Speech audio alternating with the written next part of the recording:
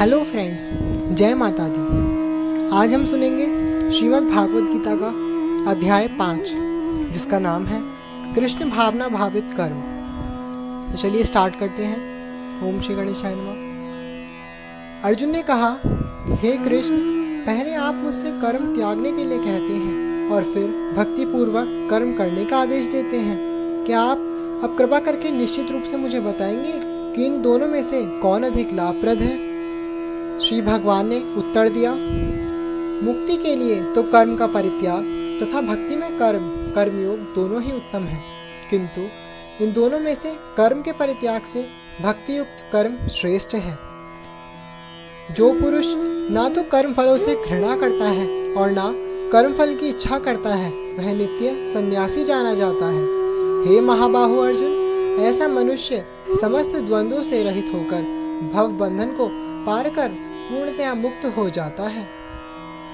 अज्ञानी ही भक्ति कर्म योग को भौतिक जगत के विश्लेषणात्मक अध्ययन सांख्य से भिन्न कहते हैं। जो वस्तुतः ज्ञानी हैं, वे कहते हैं कि जो इनमें से किसी एक मार्ग का भली भांति अनुसरण करता है, वह दोनों के फल प्राप्त कर लेता है। जो यह जानता है कि विश्लेषणात्मक अध्ययन सांख्य द्वारा प्राप्य स्थान भक्ति द्वारा भी प्राप्त किया जा सकता है, और इस तरह जो सांख्य योग तथा भक्ति योग को एक समान देखता है, वही वस्तुओं को यथारूप में देखता है। भक्ति में लगे बिना केवल समस्त कर्मों का परित्याग करने से कोई सुखी नहीं बन सकता, परंतु भक्ति में लगा हुआ विचारवान व्यक्ति शीघ्र ही परमेश्वर को प्राप्त कर लेता है। जो भक्ति भाव से कर्म करता है, जो विशुद्ध आत्मा है और अपने मन तथा इंद्रियों को वश में रखता है, वह सबों को प्रिय होता है और सभी लोग उसे प्रिय होते हैं। ऐसा व्यक्ति कर्म करता हुआ भी कभी नहीं बनता।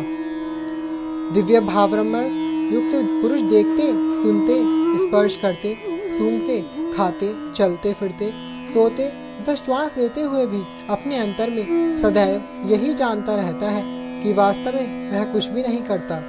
बोलते, त्यागते, ग्रहण करते या आंखें खोलते बंद करते हुए भी वह यह जानता रहता है कि भौतिक इंद्रियां अपने अपने विषयों में प्रवृत्त हैं और वह इन सबसे पृथक है। जो व्यक्ति कर्म फलों को परमेश्वर को समर्पित करके आसक्ति रहित होकर अपना कर्म करता है, वह पाप कर्मों से उसी प्रकार अप्रभावित रहता है जिस प्रकार कमल पत्र जल से अस्पृश्य रहता है। योगी जन आसक्ति रहित होकर शरीर, मन, बुद्धि तथा इंद्रियों के द्वारा भी केवल शुद्धि के लिए कर्म करते हैं। निश्चल भक्त शुद्ध शांति प्राप्त करता है, क्योंकि वह समस्त कर्मफल मुझे अर्पित कर देता है। किंतु जो व्यक्ति भगवान से युक्त नहीं है और जो अपने श्रम का फलकामी है, वह बंध जाता है। जब देहधारी जीवात्मा अपनी प्रकृति को वश में कर लेता है और मन से समस्त कर्मों का परित्याग कर देता है, तब वह 9 द्वारों वाले नगर भौतिक शरीर में बिना कुछ किए कराए सुखपूर्वक रहता है। शरीर रूपी नगर का स्वामी देहधारी जीवात्मा ना तो कर्म का सृजन करता है, न लोगों को कर्म करने के लिए प्रेरित करता है, न ही कर्म फल की रचना ही करता है। यह सब तो प्रकृति के गुणों द्वारा ही किया जाता है। परमेश्वर ना तो किसी के पापों को ग्रहण करता है, न पुण्य को, किंतु सारे देहधारी जीव उस अज्ञान के कारण मोहग्रस्त रहते हैं, जो उनके वास्तविक ज्ञान को आच्छादित किए रहता है। किंतु जब कोई उस ज्ञान से प्रबुद्ध होता है जिससे अविद्या का विनाश होता है, तो उसके ज्ञान से सब कुछ उसी तरह प्रकट हो जाता है जैसे दिन में सूर्य से सारी वस्तुएं प्रकाशित हो जाती है। जब मनुष्य की बुद्धि, मन, श्रद्धा तथा शरण सब कुछ भगवान में स्थिर हो जाते हैं, तभी वह पूर्ण ज्ञान द्वारा समस्त कल्मश से शुद्ध होता है और मुक्ति के पथ पर अग्रसर होता है। विनम्र साधु पुरुष अपने वास्तविक ज्ञान के कारण एक विद्वान तथा वीर ब्राह्मण, गाय, हाथी, कुत्ता तथा चांडाल को समान दृष्टि संभाव से देखते हैं। जिनके मन एकत्व तथा समता में स्थित हैं, उन्होंने जन्म तथा मृत्यु के बंधनों को पहले ही जीत लिया है। वे ब्रह्म के समान निर्दोष हैं और सदा ब्रह्म में ही स्थित रहते हैं। जो ना तो प्रिय वस्तु को पाकर हर्षित होता है और ना अप्रिय को पाकर विचलित होता है, जो स्थिर बुद्धि है जो मोह रहित है और भगवत विद्या को जानने वाला है, वह पहले से ही ब्रह्म में स्थित रहता है। ऐसा मुक्त पुरुष भौतिक इंद्रिय सुख की ओर आकृष्ट नहीं होता, अपितु सदैव समाधि में रहकर अपने अंतर में आनंद का अनुभव करता है। इस प्रकार स्वरूप सिद्ध व्यक्ति पर ब्रह्म में एकाग्रचित होने के कारण असीम सुख भोगता है।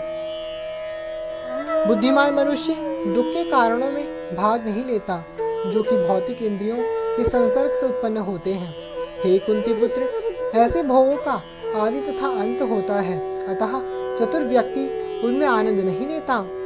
यदि इस शरीर को त्यागने के पूर्व कोई मनुष्य इंद्रियों के वेगों को सहन करने तथा इच्छा एवं क्रोध के वेग को रोकने में समर्थ होता है, तो वह इस संसार में सुखी रह सकता है। जो अंतःकरण में सुख तथा का अनुभव करता है, जो कर्मठ है और अंतःकरण में ही रमण करता है तथा जिसका लक्ष्य अंतर्मुखी होता है, वह सचमुच पूर्ण योगी है। वह परब्रह्म में मुक्ति पाता है और अंततो गत्वा ब्रह्म को प्राप्त होता है।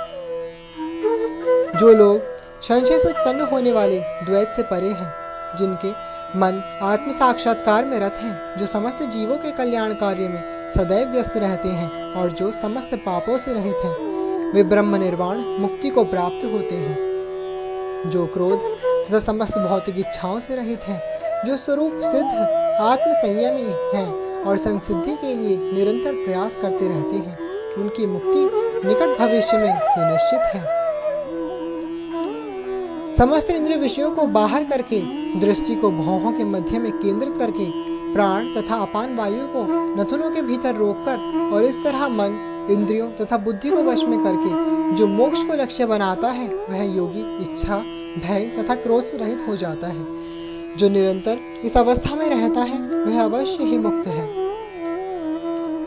मुझे समस्त यज्ञों तथा तपस्याओं का परम भोक्ता, समस्त लोकों तथा देवताओं का परमेश्वर एवं समस्त जीवों का उपकारी एवं हितैषी जानकर मेरे भावनामृत से पूर्ण पुरुष भौतिक दुखों से शांति लाभ करता है। बोलिए श्री कृष्ण भगवान की जय। इसी के साथ श्रीमद् भागवत गीता का 5वां अध्याय पूर्ण होता है। अब मिलेंगे अगली वीडियो में। I love you all, thank you all, जय माता दी।